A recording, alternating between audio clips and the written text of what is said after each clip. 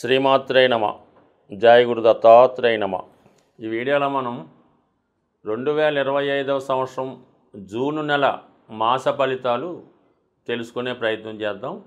మరి ముందుగా ఈ నెల ప్రారంభంలో ఉన్నటువంటి గ్రహస్థితి పరిశీలించినప్పుడు మరి కుంభరాశి అందే రాహుగ్రహం ఫ్రెష్గా మే 18నే రావడం జరిగింది. సుమారు 1.5 సంవత్సర కాలం పాటు రాహు కుంభరాశి అందే సంచారం జరుగుతుంది.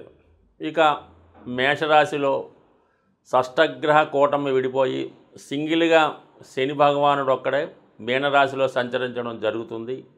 ఇంకా 2.5 సంవత్సరాల పాటు అదే రాశిలో అటు ఇటుగా వక్రించినప్పటికీ అదే రాశిలో సంచరించడం జరుగుతూ ఉంటుంది.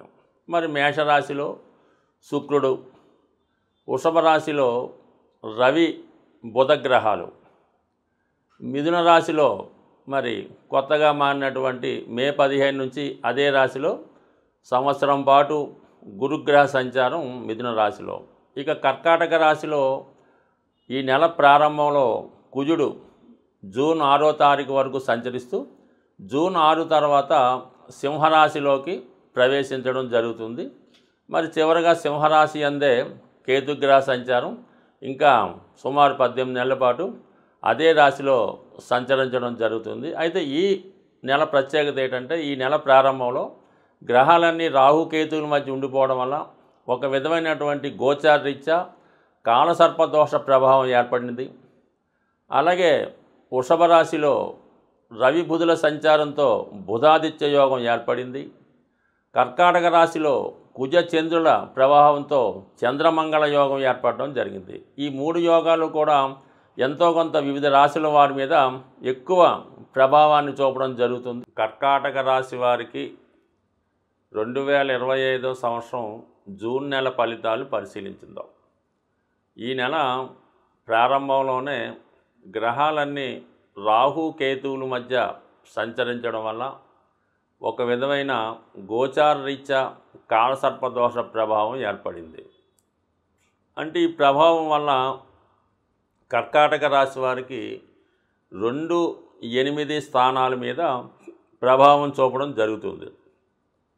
ఒక వ్యక్తికి ఆర్థిక సంపద ఇచ్చే స్థానాలు ఈ 2, 8 స్థానాలు, అలాగే ధనయోగాలు కూడా ఈ స్థానాలు బట్టే ఏర్పడతాయి. అలాగే కుటుంబం, వివాహం, ఆకస్మిక సంఘటనలు మెయిన్గా ఈ భావాల మీద ఉంటాయి. కాబట్టి ఈ భావాలకు సంబంధించిన విషయాల్లో కొంత నిరాశ ఎదురయ్యే అవకాశం ఉన్నది ఈ రాశి వారికి ఈ నెల ప్రారంభంలో. ముఖ్యంగా అష్టమంలో రాహుగ్రహ సంచారం వల్ల కొన్ని ఆకస్మిక సంఘటనలు, వార్తలు మిమ్మల్ని ఇబ్బంది పెట్టే అవకాశం ఉన్నది. కొద్దిగా మానసిక ఆందోళనకి, భయానికి గురి చూసే అవకాశం ఉంది. అంటే ఏం లేదు, ఊరకనే ఎప్పుడో జరిగిపోయినాయి ఇప్పుడు మళ్ళీ వెలుగులోకి రావడం, దానివల్ల ఏంటంటే కొద్దిగా మళ్ళా ఏదో కేసు రీఓపెన్ చేసినట్టు కొద్దిగా ఇబ్బంది పడడం లాంటిది జరుగుతూ ఉంటుంది. అయితే దీనివల్ల వచ్చే యాక్షను, పనిష్మెంట్ కూడా ఏమీ ఉండదు. రాహు ఎప్పుడు వ్యక్తిని భయపెట్టడం జరుగుతూ ఉంటుంది, లేనిది ఉన్నట్టు క్రియేట్ చేసి ఆందోళనకు గురి చేస్తూ ఉంటాడు. అందువల్ల మీరు పెద్దగా ఏమీ భయపడక్కర్లేదు, కొద్దిగా మనోనిబ్బరంతో ఉంటే మంచిది. అయితే కొద్దిగా ధన నష్టం అలాంటిది ఏమన్నా జరిగే అవకాశం ఉంది. మీరు ఏదైనా ఇన్వెస్ట్మెంట్ ఎవరికన్నా చేసి ఉన్నా, ఒక చిట్ ఫండ్లో కట్టి ఉన్నా, అంటే ఎవరికన్నా అప్పిచ్చి ఉన్నా వాడు ఐపీ పెట్టడం వల్ల, ఊరొదిలి పారిపోవడం వల్ల కూడా నష్టం రావచ్చు. ఇక కుటుంబ స్థానంలో కూడా కొంతవరకు కొన్ని కుటుంబ సభ్యులే మీకు ఇబ్బంది పెట్టడం, మీకు వ్యతిరేకంగా ప్రచారం చేయడం, మీ యొక్క ప్రతిష్టని, పరువుని దెబ్బతీసే విధంగా ఉండే అవకాశం ఉంటుంది ఈ యోగ ప్రభావం వల్ల. అయితే రాశి అందే ఉన్నటువంటి కుజ చంద్రుల యొక్క చంద్రమంగళ యోగం ఇంచుమించుగా కుజుడు కర్కాటక రాశి యందు ఈ నెల 6వ తారీఖు వరకే ఉంటాడు. అప్పటిదాకా మీకు ఎటువంటి ఇబ్బందులు వచ్చినా కూడా ధైర్యంతో ఎదుర్కొనే శక్తి మీకు కుజగ్రహ అనుగ్రహంతో రావడం జరుగుతూ ఉంటుంది. ఈ సమయంలో ఉద్యోగపరంగా మీకు కొన్ని కొత్త అవకాశాలు రావడం జరుగుతూ ఉంటుంది. వృత్తిరీత్యా ఏదైనా కొన్నాళ్ళ పాటు వేరే ప్రాంతానికి వెళ్ళే అవసరం కూడా రావచ్చు. ఏదైనా మీలో ఉన్నటువంటి టాలెంట్కి తగిన గుర్తింపు రావడం జరుగుతూ ఉంటుంది. ఎవరైతే సినిమా ఇండస్ట్రీలో మీడియా సంబంధించిన వాటిలో ప్రయత్నాలు జరుగుతున్నాయో వారికి కంపల్సరీగా ఈ సమయంలో ఒక గొప్ప అవకాశం రావడం జరుగుతూ ఉంటుంది. అంటే మీరు ఒక చోట ఏదైనా ఒక ప్రొడక్షన్ హౌస్లోనో ఒక నిర్మాత డైరెక్టర్ దగ్గర మీ యొక్క వేషాల కోసమో ఏదన్నా టెక్నీషియన్గా ప్రయత్నం చేస్తూ ఉంటే అది వేరే వారి దగ్గర నుంచి మీకు ఆఫర్ రావడం, దాంట్లో మీరు సక్సెస్ అవ్వడం కూడా అనూహ్యంగా రావడం జరుగుతూ ఉంటుంది. సో ఇక ఫైనల్గా మనకి లాభస్థానంలో ఏర్పడినటువంటి ధనయోగం అంటే రవి ధనాధిపతిగా లాభస్థానం, బుధుడు వ్యాపారకారకుడుగా లాభస్థానం. ఈ రెండు కూడా మీరు కొత్త వ్యవహారాలు ప్రారంభించడానికి ప్రభుత్వ పథకాలు ఏమన్నా ఉంటే మీకు అనుకూలంగా వస్తాయి. ఒకవేళ మీరు ప్రభుత్వ ఉద్యోగం రాజకీయ నాయకుడు అయింటే మీకు ఏదైనా ప్రభుత్వం ద్వారా ఒక పదవో ఒక అవార్డో ఒక ప్రమోషనో మీరు ఎంతో కాలంగా దేనికైతే ప్రయత్నం చేస్తున్నారో అవి ఈ సమయంలో రావడం జరుగుతుంది. విద్యార్థులకి స్కాలర్షిప్ లాంటివి రావడం జరుగుతుంది.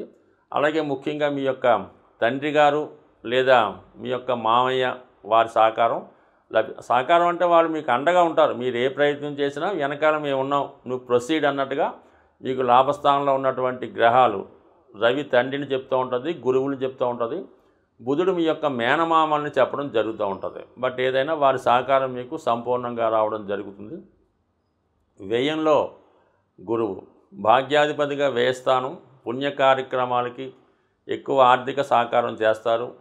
విద్యార్థులు ఉన్నత విద్య కొరకు చేసే ప్రయత్నాలు ఫలిస్తాయి.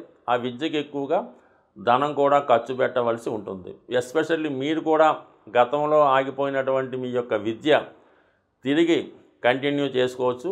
లేదంటే మీరు ఇంకా ఏదైనా డాక్టరేట్ లాంటిది సంపాదించాలన్నా కూడా ఈ సమయంలో మీకు ఈ గురుగ్రహ అనుగ్రహం సంపూర్ణంగా రావడం జరుగుతూ ఉంటుంది.